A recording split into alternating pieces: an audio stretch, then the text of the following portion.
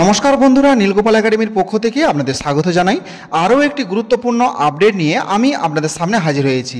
বন্ধুরা, আজকে নবান্ন স্কলারশিপ নিয়ে বিস্তারিত আলোচনা করব। এই নবান্ন স্কলারশিপে আবেদন করতে গেলে মাধ্যমিকে কত % নম্বরের প্রয়োজন, কি কি ডকুমেন্টের প্রয়োজন, কোন লিঙ্কে গিয়ে আপনারা আবেদন করতে পারবেন, এই সমস্ত তথ্য নিয়ে বিস্তারিত আলোচনা করব আজকের ভিডিওতে। সো বন্ধুরা, ভিডিওটি শুরু থেকে শেষ পর্যন্ত স্কিপ না করে অবশ্যই দেখবেন।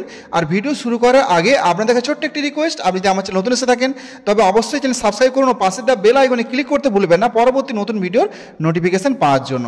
চলুন বন্ধুরা, ভিডিওটি শুরু করা যাক। বন্ধুরা, প্রথমেই আপনি আপনার ফোনের গুগলে যাবেন।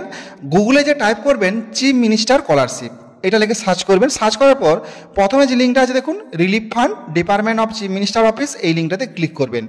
এটাতে ক্লিক করার সাথে সাথেই নবান্ন স্কলারশিপের অফিসিয়াল ওয়েব পেজটি কিন্তু ওপেন হয়ে যাবে। দেখতেই পাচ্ছেন মুখ্যমন্ত্রীর ত্রাণ তহবিল, পশ্চিমবঙ্গ দপ্তর, নবান্ন, পশ্চিমবঙ্গ সরকার।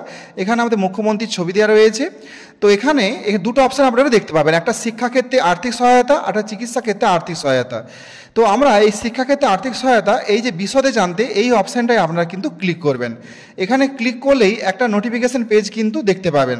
এখানে দেখুন মুখ্যমন্ত্রীর ত্রাণ তহবিল থেকে আর্থিক সহায়তা পাওয়ার শর্তাবলী। বন্ধুরা, এখানে আবেদন করতে গেলে আপনাকে অবশ্যই পশ্চিমবঙ্গ রাজ্যের স্থায়ী বাসিন্দা হতে হবে এবং 2 নম্বর অপশানে রয়েছে পশ্চিমবঙ্গ রাজ্যে যে কোনো বোর্ড, কাউন্সিল বা বিশ্ববিদ্যালয়ে মাধ্যমিক বা উচ্চ মাধ্যমিক বা আন্ডার গ্র্যাজুয়েট পরীক্ষায় উত্তীর্ণ হতে হবে। আপনারা যারা মাধ্যমিক পরীক্ষা দিয়ে এই স্কলারশিপ আবেদন করবেন তো আপনাদের অবশ্যই পশ্চিমবঙ্গ রাজ্যে যে কোনো সরকারি স্কুলে মাধ্যমিক পাস করতে হবে। আর যারা উচ্চ মাধ্যমিক পরীক্ষা দিয়ে এই স্কলারশিপ আবেদন করতে চাইছেন তাদেরকে অবশ্যই পশ্চিমবঙ্গ রাজ্যে যে কোনো সরকারি স্কুলে কিন্তু উচ্চ মাধ্যমিক পাস করতে হবে। তো এরপরে মাধ্যমিক পরীক্ষা দিয়ে যে সমস্ত ছাত্রছাত্রীরা এবছর 2025 সালে যে সমস্ত ছাত্রছাত্রী মাধ্যমিক পরীক্ষা আপনারা পাস করেছেন তো তাদের অবশ্যই কিন্তু 50% নাম্বার থাকতে হবে। 50% নম্বর অবশ্যই থাকতে হবে এবং 60%-এর নিচে নাম্বার থাকতে হবে। মানে 60%-এর উপর হয়ে গেলে স্বামী বিবেকানন্দ স্কলারশিপ আবেদন করা যায়।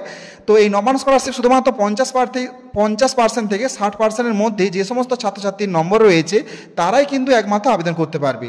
যারা এবছর মাধ্যমিক বা উচ্চ মাধ্যমিক পাস করছেন তারা প্রত্যেকেই কিন্তু এখানে আবেদন করতে পারবেন। তবে এখানে অবশ্যই আপনাদের 50% থেকে 60%-এর মধ্যে কিন্তু নম্বর থাকতে হবে।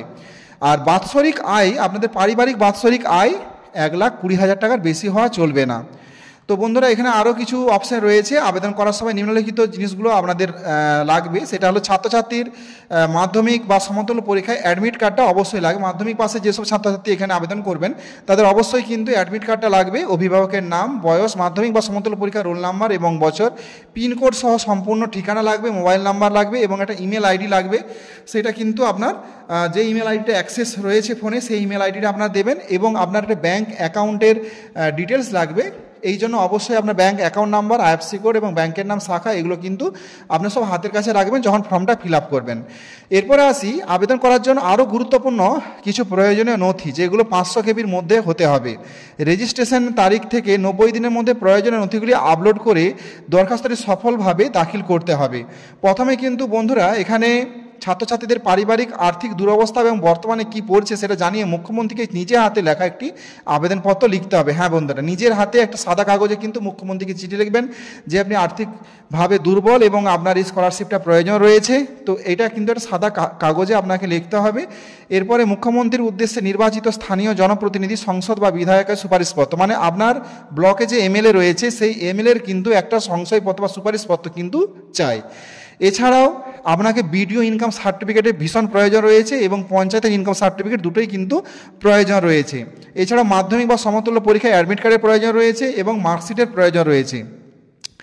এছাড়াও বন্ধুরা ব্যাংকের অ্যাকাউন্টের বই প্রথম পেজটা এটা কিন্তু ভালোভাবে স্ক্যান করবেন এবং প্রতিটা কিন্তু, এছাড়াও আপনি যে উচ্চ মাধ্যমিকে ভর্তি হয়েছেন, মাধ্যমিক পাস করে ক্লাস একাদশ শ্রেণীতে ভর্তি হয়েছেন, তার কিন্তু ভর্তি রসিদ, এই সমস্ত ডিটেলসগুলো কিন্তু আপনাকে ওখানে জমা দিতে হবে। সবই কিন্তু 500 কেবির মধ্যে। হ্যাঁ বন্ধুরা, 500 কেবির মধ্যে কিন্তু হতে হবে।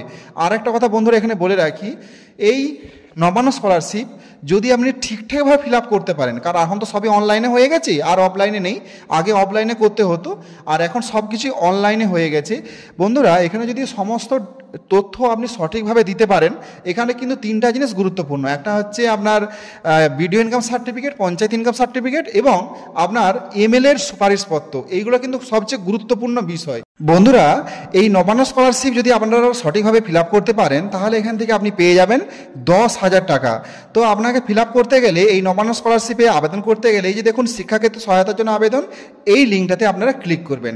এটাতে ক্লিক করার সাথে সাথেই এইরকমভাবে আপনার নতুন অফিসিয়াল ওয়েব পেজ ওপেন হয়ে যাবে।